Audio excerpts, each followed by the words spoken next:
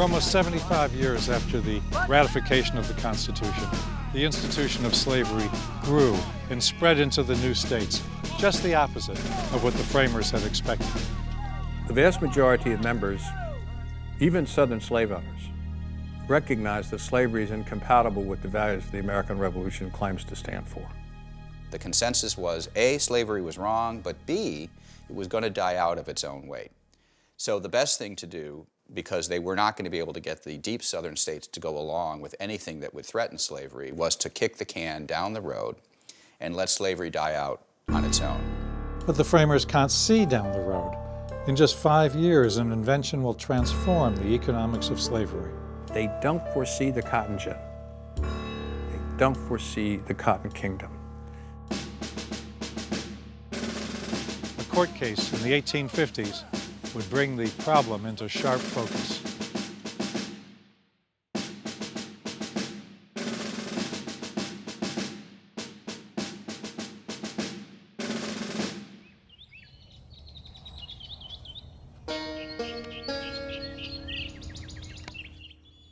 My great-great-grandfather was born on a plantation in Southampton, Virginia. He was born to the Blow family. They eventually moved to St. Louis.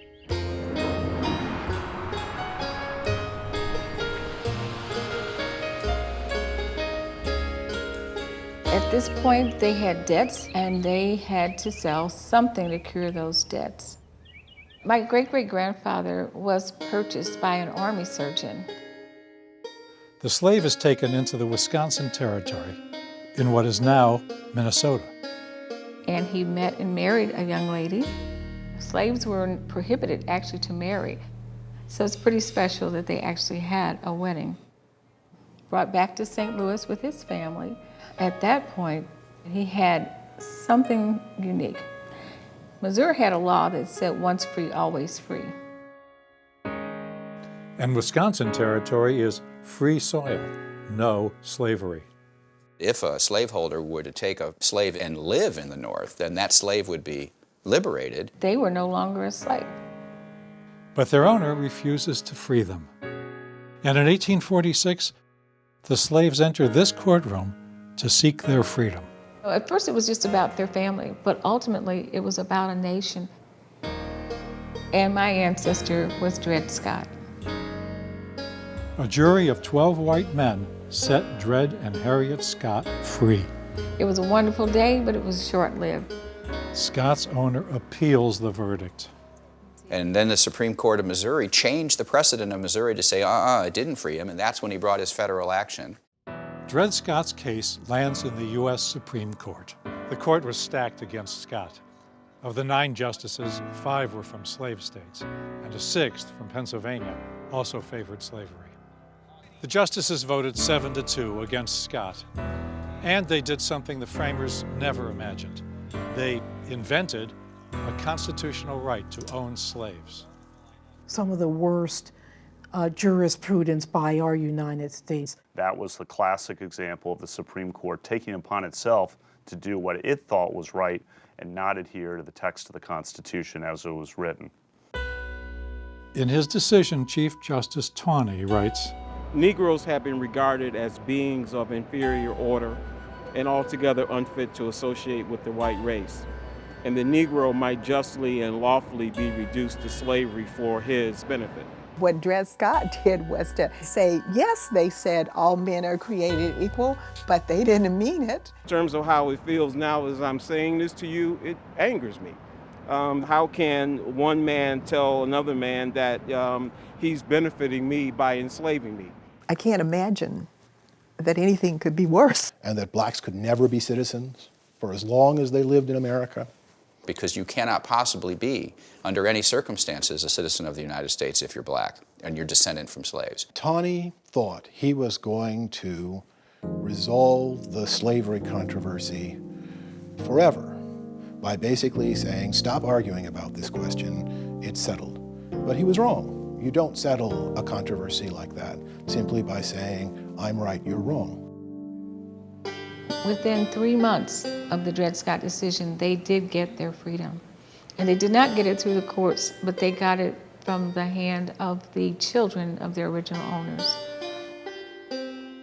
Dred and Harriet were simple people. The fact that they were born in slavery did not deny them their humanity, nor any human desires as anyone else would have. Their greatest desire was freedom.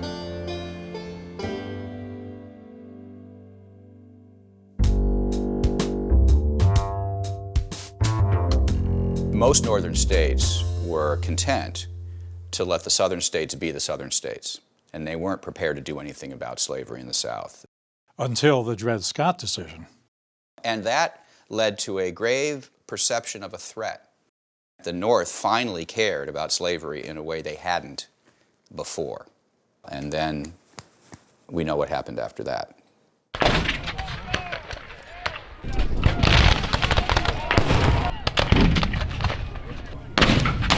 Between December 1860 and the following June, 11 states secede from the Union and ignite the worst constitutional crisis in American history. The war will settle two great constitutional questions, secession and slavery, but not until 620,000 Americans slaughter each other. They got tired of arguing. They got tired of arguing each other, and they said, okay, it's time to push and shove. You got to understand that 80% of the Southern forces were farmers. They basically worked their little farms. Okay, so 80% of them really didn't have slaves. They felt that the North was invading the South. The right to secede from the Union. No. States' rights take second to the Union. Think that's clear in the Constitution? Back then it was. What about the Southern assertion that sovereign states, having joined the Union, they retained their sovereignty, they could withdraw from the Union? I think there's a part in the Constitution that says no state shall make a confederation. I believe it does say that. Article 1, Section 10. No state shall enter into any treaty, alliance, or confederation. Right. Pretty clear. Right.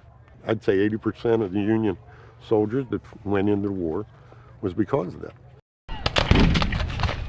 My children don't understand. I have millennials. Why on New Year's Eve we go to what's called a watch night service.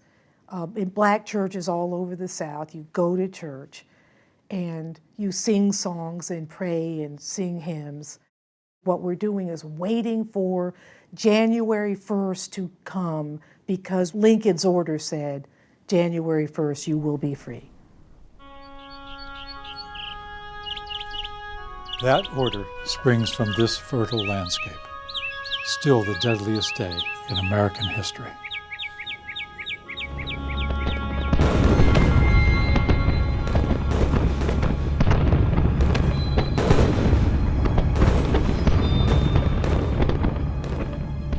The Union Army stops an invasion by General Robert E. Lee.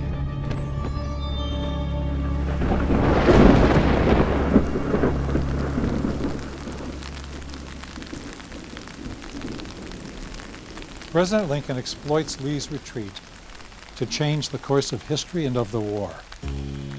As Commander-in-Chief of the Army and the Navy, that's in Article 2 of the Constitution, Lincoln issued an executive order declaring that 3 million slaves shall be free.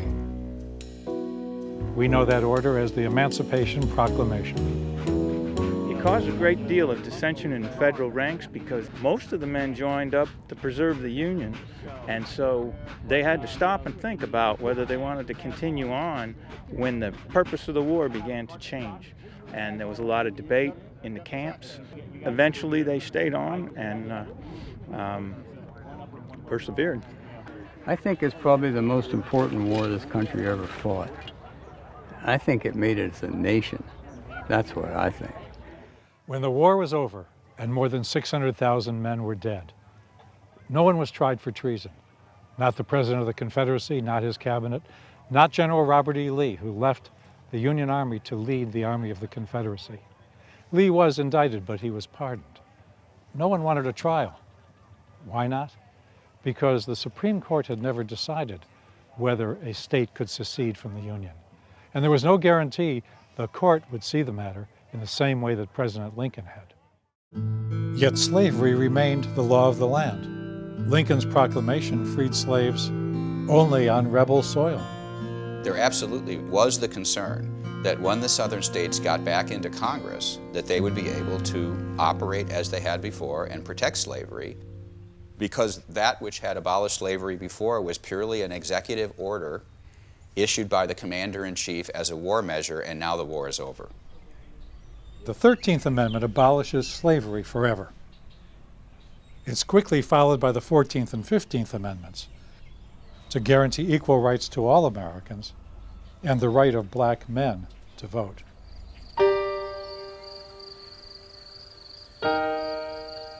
But the very Americans for whom the 14th Amendment was passed were stripped of its guarantees.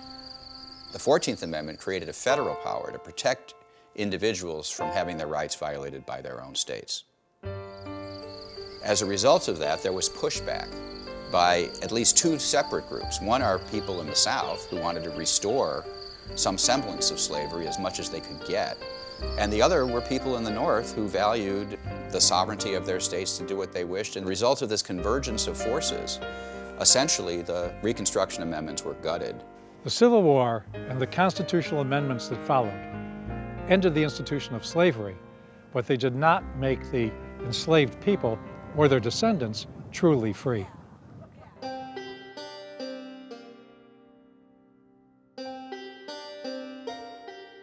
Southern state legislatures nullified the rights of freedmen with a sweeping set of laws known as black codes. Former slaves are barred from so many occupations. Slavery endures in all but name. In many ways, nothing changed. The black codes really represented a South that was defeated but unrepentant. It was really their way of trying to reinstitute slavery. The war settles two great constitutional questions: secession and slavery. But former slaves would not become truly equal under the law for almost another 100 years.